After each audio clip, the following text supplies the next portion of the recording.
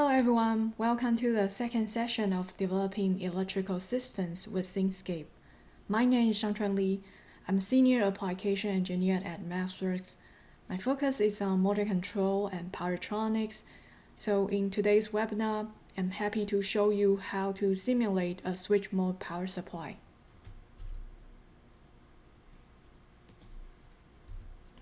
So here are some key takeaways for today's webinar. First, I will show you how to simulate a switch mode power supply by using Simscape Electrical.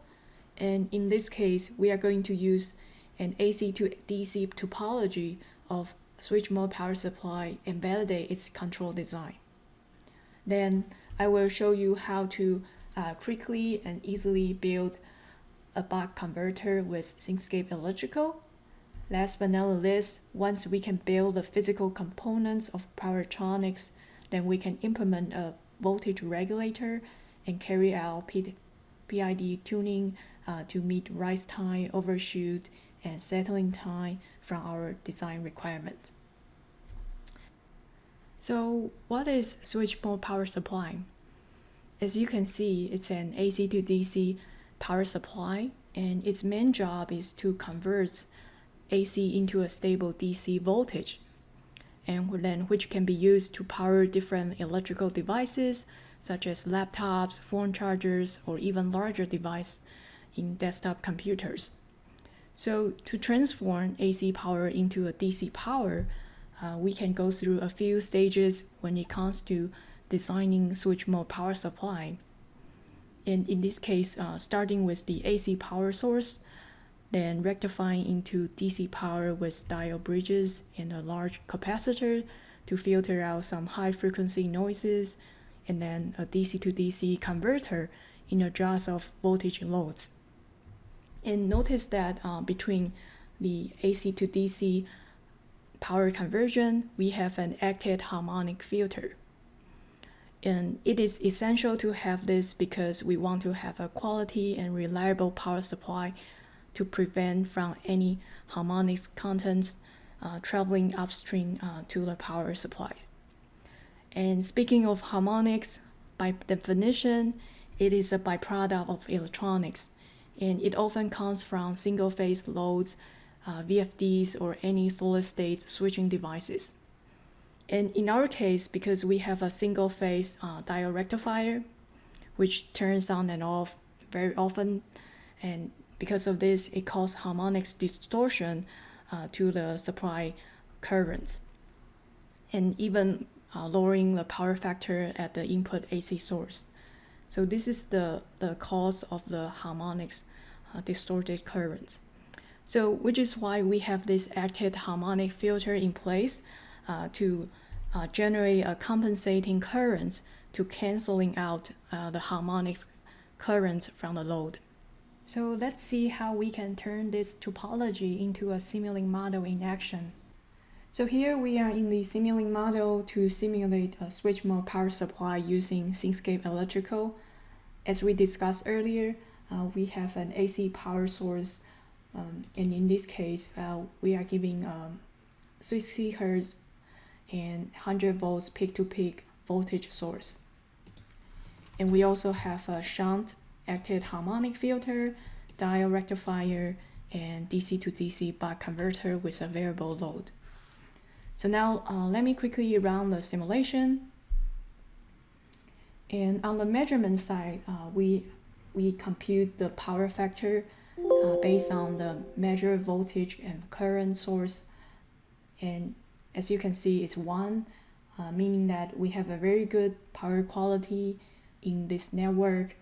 And it also indicates that the source voltage and currents are pretty much in phase and have a very low harmonics contents. And we can even further look at the oscilloscope to see this is the source voltage and currents, really nice in phase. And why we can have that is because remember we were talking about it's important to have this shunt active harmonic filter in place. We were talking about a typical issue coming from the diode rectifier is because it has a turning on and off switching event. It typically will cause the current distortion and further impact the power quality to the source, right? So as you can see, this is the blue curve. The blue waveform here is the current that measure from here. This is because the diode rectifier switching events. And because we implement this active harmonic filter, it canceling out this distorted currents, and that's why in our yellow current waveform here is actually measured from the source. So you can think of this shunt active harmonic filter. It's like a wall to prevent anything noise coming to the source.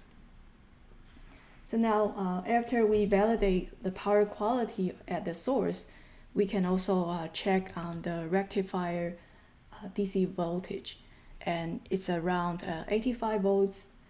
And since we are also implementing a variable load with a DC to DC buck converter, here you can see we can step down from 85 volts to around 30 to 40 volts. This is meet our expectation.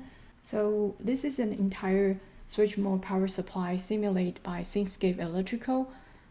It's a system level simulation, allow you to check each stage of power conversion process. So now since we talk about DC to DC buck converter, so now how about we just build a component level power electronics, and we can see how we can build from scratch. So now we are going to build the Simulink model, and we will navigate into the MATLAB front page, and we can navigate into this Simulink icon to launch the Simulink start page. And typically you can definitely build a blank model from scratch in here, but in our case we already know we are going to build a DC to DC buck converter by Simscape library. So we can navigate to here, and as we know, Simscape allow you to simulate multi-physics components, right? Like electrical, magnetic, mechanical, or thermal. But in our case, we are going to build an electrical circuit. So we can click on here. So here we are at the electrical circuit template, and I just clean up some of unnecessary blocks for this model. And we will navigate into a library browser and looking for a buck converter. And first we can navigate into Simscape, and under electrical domain we will find under semiconductor and converters, and buck converter should be over there. So I can just quickly drag and drop a buck converter into the Simulink canvas. And just to remind myself, I would like to set my design goal here. So in this case, I would like to have my input voltage to be 20 volts, and I would like to step down my voltage to be 10 volts.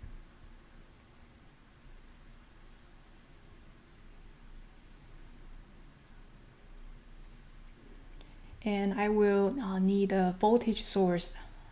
Then I can quickly just type on the white canvas, and it will pop up the components that I need. And I just start building the buck converter.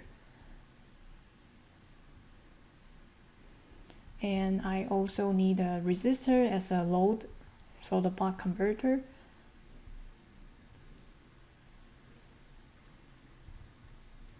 And notice that there's a gate signal on the buck converter, so I will need a PWM generator in this case to drive the duty cycle to turn on and off on the buck converter. Notice that here I try to connect my Simulink block to the Simscape. It couldn't connect it because we need to have this Simulink to physical converter in order to connect the Simulink language into a Simscape language here. And I will also need constant blocks to represent my duty cycle.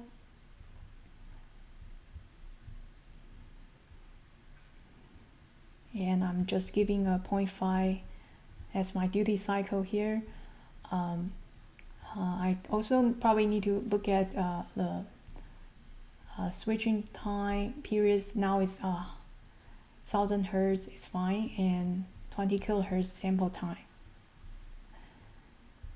And I also need to change my constant voltage to be 20 volts to meet my design goal. And under the buck converter, you can parameterize a lot of different devices. You can choose IGBT or MOSFET, but in this case, we can just stick with ideal semiconductor switch. And remember, the threshold voltage should be 0.5 volts because the PWM pulses is between 0 and 1. And in this case, my LC filter should be 0.01 Henry. And I think I'm pretty much all set. The only thing I can check my simulation is I need a voltage sensor. So I just quickly put the voltage sensor both on my input voltage and output voltage, and use the oscilloscope to measure the voltage. And again, here we also need to have a PS to Simulink converter to observe our signal. So I can, next step, I can just quickly set my simulation time and run the simulation model.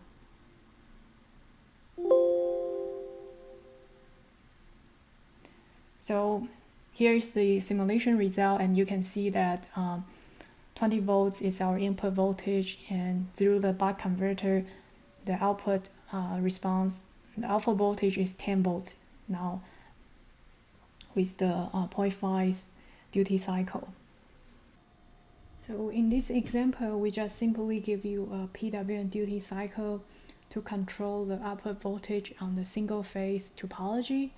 Now, what if we have a more complex system? In this case, we have a 3-phase DC to AC inverter, and we want to do a closed loop PID control, voltage control.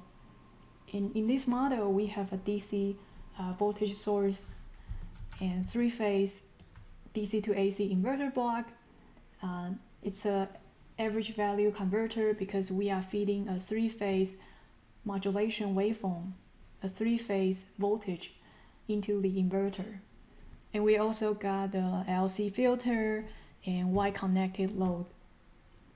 And on the control side, since we are doing a voltage regulator with a commanded voltage 1 per unit step down to 0.5 per unit at 0.1 second. So now I can quickly to run the simulation and see this is my 3-phase voltage and current waveform.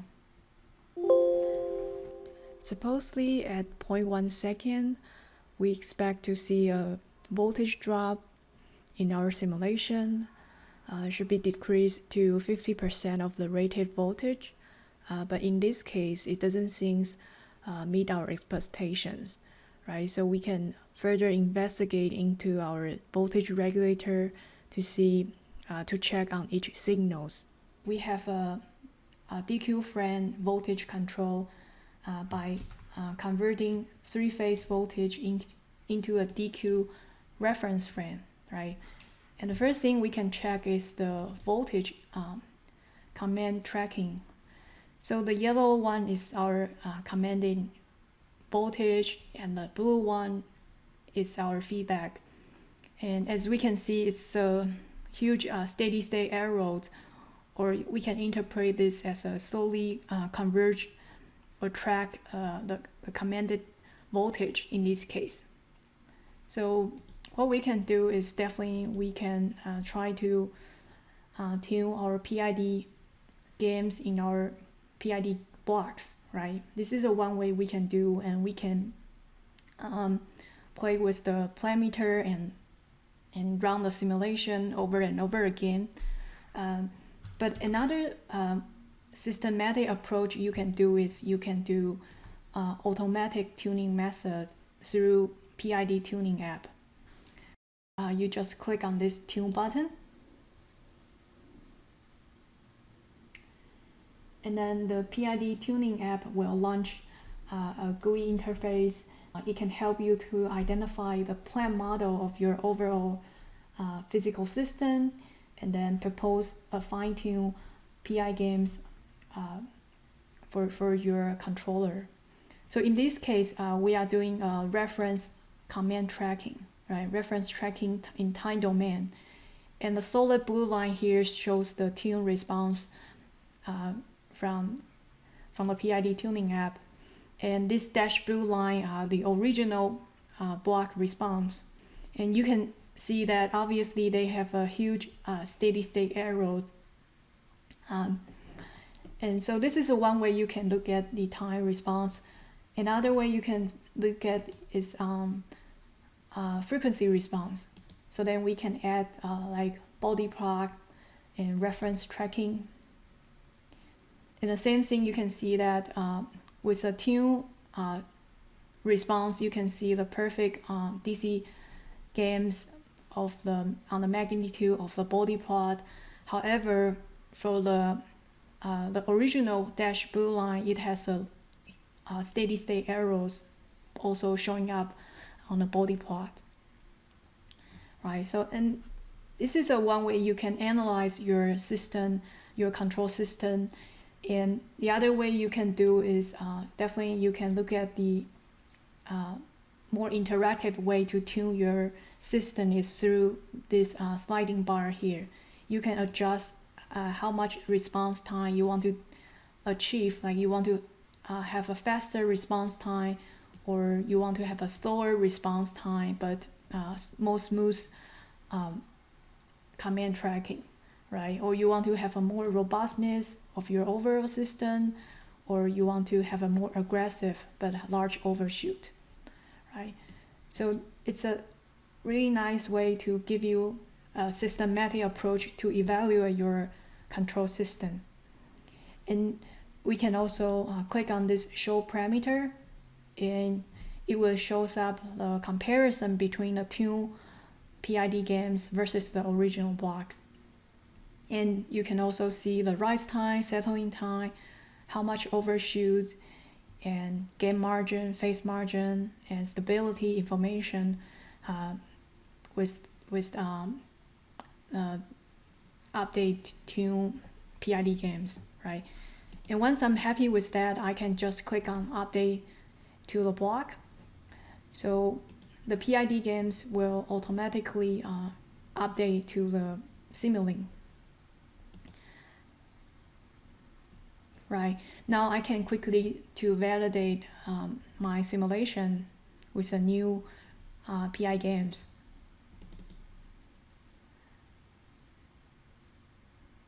So as we can see that after we update our PID games, now the command tracking on the voltage regulator is really good, right? And so does on the three-phase voltage and current output here. We see that it also meet our requirement. To wrap up the presentation, we have simulated a switch mode power supply using Simscape Electrical. And with this example, we have learned that how to design a switch mode power supply under different power conversion stages, including how to compensate current harmonics using active harmonic filter. And very quickly with Simscape Electrical, we also built a simple buck converter to achieve our desired output voltage. Last but not least, in the example of three-phase inverter control, we can use this systematic approach, the PID Auto Tuner app, to identify the physical plant model through time domain and frequency domain analysis, such as body plot. And then the app will help you propose the fine-tune PID games So the whole idea behind is to accelerate the control design process in power electronics. In the webinar, we have gone through 3 examples when it comes to modeling power electronics. But if you want to be more familiar with Simscape Electrical, I highly recommend this circuit simulation on-ramp class. In this 2-hour on-ramp, you can get a variety of hands-on experience to build your own electrical circuit, including bridge rectifier, modeling faults, op amps, and filter. And through the exercise, you can get exposed to analyze the circuits in both time domain and frequency domain response. So Simscape on-ramps give you a fundamental knowledge to show you how to simulate circuit simulation in general. And if you're looking for a more advanced power electronics control design, we have this instructor-led 1-day training course. And this class really deep dive into model different level of fidelity for your power electronics control, and including how to properly selecting a solver to speed up for your simulation, and also maintain the high fidelity of your model to have a correct accuracy for motor drive application. And many of my customers found this class is very helpful for their power electronics project. So thank you everyone for your attention.